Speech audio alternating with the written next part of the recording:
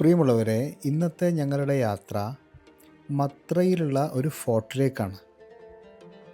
ഈ കവാടം കണ്ട ചിലപ്പോൾ നിങ്ങൾക്ക് മനസ്സിലായിട്ടുണ്ടാകും, നമ്മുടെ അൽ അലാം പാലസിന് തൊട്ടടുത്തുള്ള അൽമിറാനി ഫോർട്ടിലേക്കാണ് ഞങ്ങളുടെ യാത്ര. ഇവിടെ കണ്ടില്ലേ, അൽ അലാം പാലസിൻ്റെ തൊട്ടടുത്തായിട്ടുള്ളതാണ് ഈ അൽമിറാനി ഫോർട്ട്. അവിടെ സെപ്പറേറ്റായിട്ട് വിസിറ്റേഴ്സിന് പാർക്ക് ചെയ്യാനൊക്കെ സ്ഥലമുണ്ട്.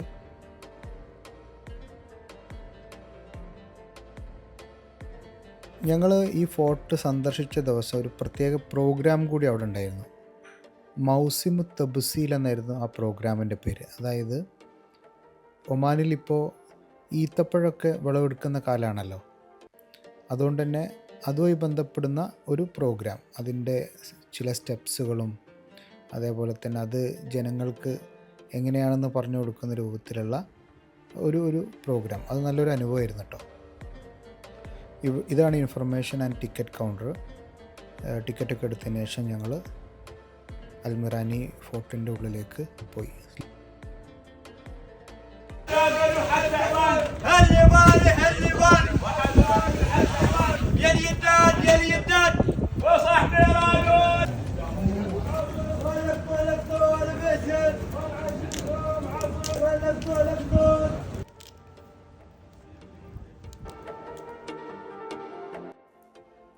ഈ രൂപത്തിലാണ് കേട്ടോ അവർ ഈത്തപ്പഴം വിളവെടുക്കുന്നത്. നല്ല രസകരമായ ഒരു രീതിയാണ്. പാട്ടുപാടി കുടുംബസമേതം കുട്ടികളും സ്ത്രീകളൊക്കെ കൂടിയിരുന്ന് അതിൻ്റെ വ്യത്യസ്ത ഘട്ടങ്ങളിൽ നമുക്ക് കാണാൻ പറ്റും. ആദ്യം അവർ വിളവെടുക്കുന്നു, അവർ പാട്ടുപാടി കൂട്ടം ചേർന്ന്, കാരണം നല്ല ചൂടുള്ള സമയമായിരിക്കുമല്ലോ, അതുകൊണ്ട് തന്നെ ഒരു മടുപ്പില്ലാതെ അവർ വിളവെടുക്കുന്നു, കൊണ്ടുവരുന്നു, ക്ലീൻ ചെയ്യുന്നു, പിന്നീട് അത് ഫിൽറ്റർ ചെയ്യുന്നു, അതിനുശേഷം അവർ കുക്ക് ചെയ്യുന്നു.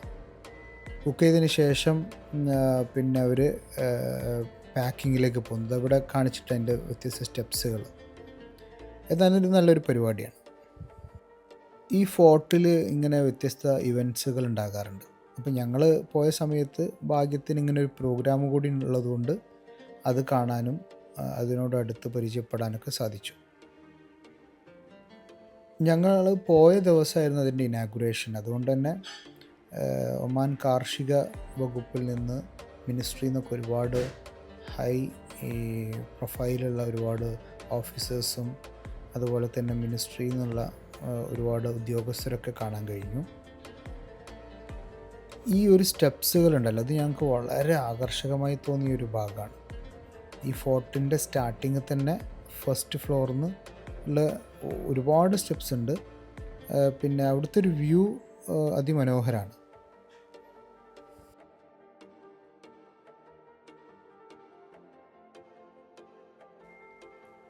ഈ കോട്ടയുടെ ചരിത്രം പറയുകയാണെങ്കിൽ ഇതിൻ്റെ ആദ്യ കാലഘട്ടത്തിൽ ഇത് നിർമ്മിച്ചതൊക്കെ പോർച്ചുഗീസുകാരാണ്. 16-ാം നൂറ്റാണ്ടിൽ ആണ് ഇതിൻ്റെ നിർമ്മാണം നടക്കുന്നത്. ഈ കോട്ട മസ്കറ്റിൻ്റെ തുറമുഖത്തെ സംരക്ഷിക്കുന്നതിൽ നിർണായകമായ പ്രതിരോധ ഘടകമായി പ്രവർത്തിച്ചിരുന്നു എന്ന് കാണാൻ പറ്റും. പിന്നീട് ഈ കോട്ട ഒമാനി സേന കീഴടക്കുന്നു. അങ്ങനെ അവസാനം അത് അവരുടെ പ്രതിരോധ സംവിധാനത്തിൽ ഉൾപ്പെടുത്തുന്നു. ഈ കോട്ട നിരവധി യുദ്ധങ്ങൾക്ക് ഒക്കെ സാക്ഷ്യം വഹിച്ചിട്ടുണ്ട്. പ്രിയമുള്ളവരെ, ഈ അൽമിറാനി ഫോർട്ടിൻ്റെ മുകളിൽ കയറിയിട്ട് താഴോട്ട് ഒരുപാട് സ്റ്റെപ്സ് ഇറങ്ങാണ്ട്. ഈ സ്റ്റെപ്സ് ഇറങ്ങുന്നതിൻ്റെ മുമ്പുള്ള കാഴ്ചയാണ് കേട്ടോ. അവിടെ കുറച്ചും കൂടിയും താഴോട്ട് ഇറങ്ങിയാൽ നമുക്ക് പാലസിൻ്റെ ഒരു വ്യൂ കാണാൻ പറ്റും. ഈ കോട്ടയുടെ ചരിത്രത്തിലേക്ക് വരുമ്പോൾ കാണാൻ പറ്റുന്നൊരു കാര്യം, 1500കളിൽ അഫോൺസോ ഡോ അൽബുക്കർക്ക് നേതൃത്വത്തിൽ പോർച്ചുഗീസുകാരാണിത് നിർമ്മിക്കുന്നത്. നേരത്തെ കണ്ട മൗസിമു തബ്സീൽ, അതായത് ഡേറ്റ്സ് ഹാർവെസ്റ്റിങ്ങിൻ്റെ ഭാഗമായിട്ട് മുസാബഖത്ത് തസ്വീർ ഫോട്ടോഗ്രാഫി കോമ്പറ്റീഷൻ ഉണ്ട്. അതാണ് നിങ്ങളിവിടെ കാണുന്നത്. ഇതിൻ്റെ ഉള്ളിലായിട്ട് നല്ല ഒരുപാട് ഫോട്ടോസുകളുണ്ട്.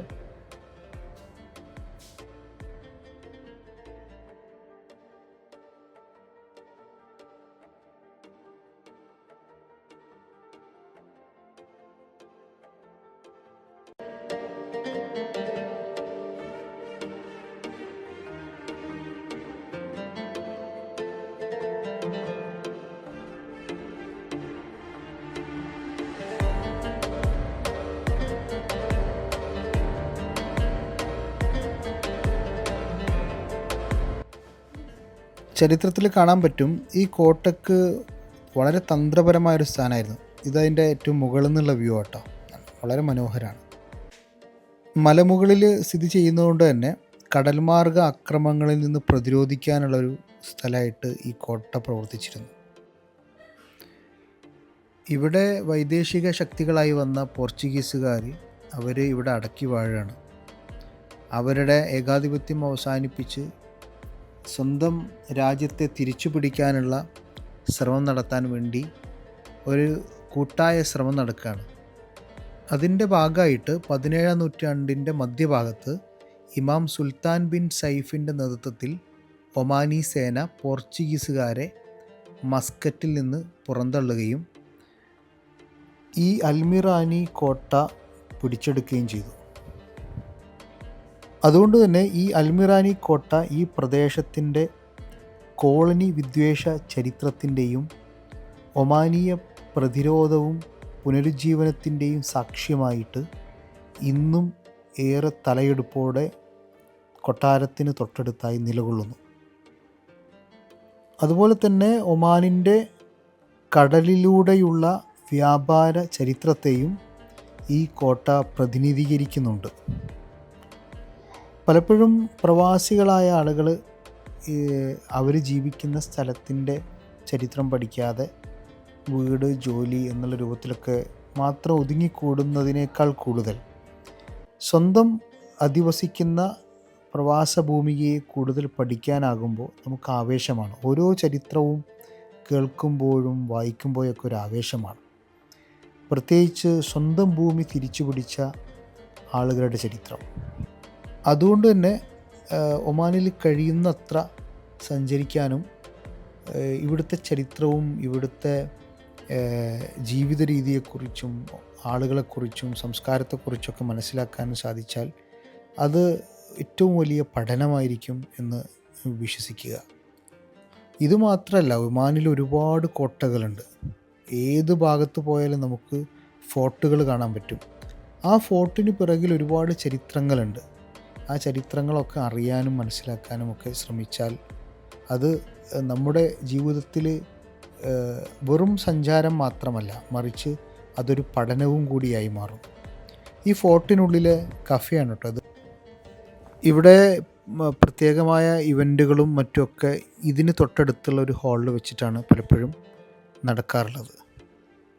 അതുപോലെ തന്നെ മൊമെൻറ്റോ ആയിട്ടുള്ള ഒരുപാട് കാര്യങ്ങളും അവിടെ കാണാൻ പറ്റും.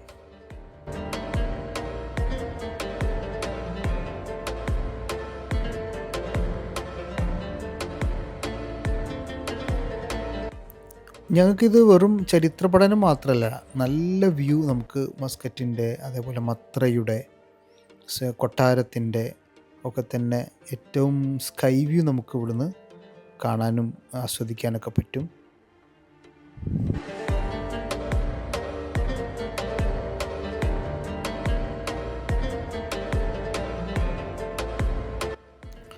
ഇവിടുത്തെ എൻട്രൻസ് ഫീസ് വിദേശികൾക്ക് 5 റിയാലാണ്. വിദേശികൾ എന്ന് സൂചിപ്പിച്ചത് യൂറോപ്യൻസിനും, അതായത് സഞ്ചാരികളായി ഇവിടെ എത്തുന്ന. പക്ഷേ ഇവിടുത്തെ റെസിഡൻസിന് 3 പോയിൻറ്റ് സംതിങ് ആണുള്ളത്. പക്ഷേ കുട്ടികൾക്ക് ഫ്രീ ആണ്.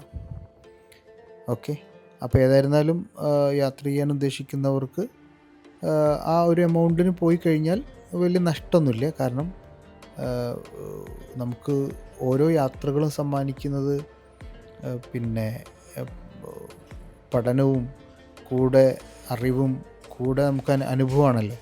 അതുകൊണ്ട് തന്നെ നമുക്ക് വെറുതെ ആവില്ല. അതേപോലെ തന്നെ നമ്മൾ ഇത്രയും കാലം ഇവിടെ താമസിച്ചിട്ട് ആ കൊട്ടാരത്തിൻ്റെ പുറംഭാഗം കണ്ടുപോകാനാണ് പതിവ്. പക്ഷേ ഇതിൻ്റെ ഉൾഭാഗം കണ്ടില്ലേ, ഇതേപോലെ നമുക്ക് കാണാനൊക്കെ പറ്റും.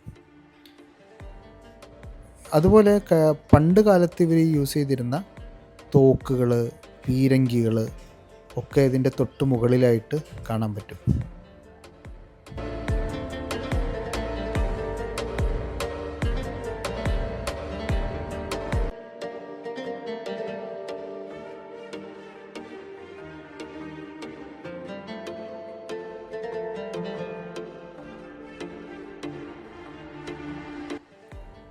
ഇതൊരു സ്റ്റേജാണ് കേട്ടോ. ഈ സ്റ്റേജിലാണ് പലപ്പോഴും ഇവൻറ്റ്സുകളൊക്കെ ഉണ്ടാകാറുള്ളത്. ഇതിൻ്റെ ടോപ്പിലാണ് പിന്നെ നമുക്ക് ഇവിടുന്ന് നല്ലൊരു രാത്രിയിലുള്ളൊരു വ്യൂ വളരെ ഭംഗിയാണ്.